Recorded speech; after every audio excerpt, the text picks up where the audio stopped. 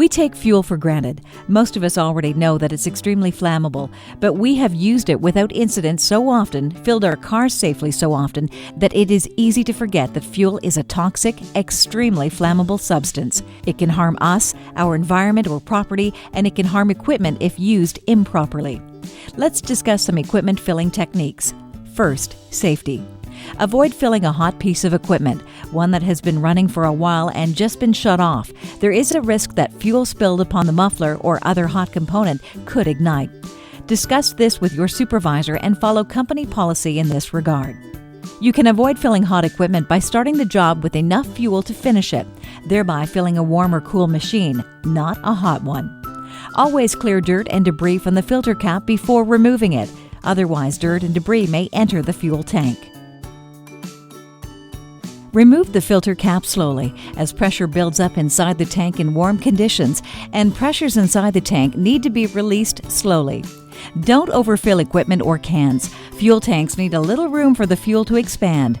Always leave the neck of the tank or container empty. Most spillage occurs while topping off the tank. Fill in an area where spillage will not harm the surface that it is spilled on. A little spill like this every week in the same area will, after a whole growing season, leave a mess of damaged asphalt. Wipe up any significant spill and dispose of the absorbent material. Your crew may carry a special absorbent on the truck. Or you can use a rag, or as a last resort, you can even use topsoil to soak up a large spill. The absorbent material must be disposed of safely and properly after it has done its job.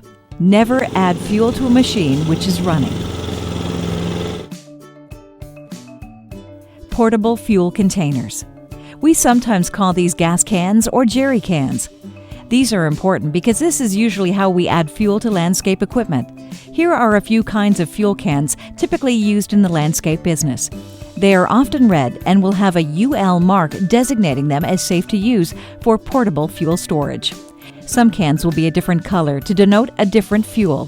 For example, diesel fuel is sometimes stored in yellow cans like this. Fuel cans should be marked in some way to distinguish the type of fuel in them.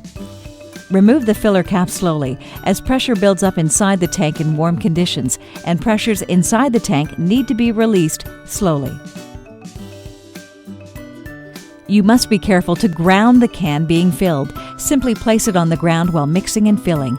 Otherwise, a static electricity charge can build up and possibly ignite fumes from the fuel. Do not fill the can while it is on a truck or trailer.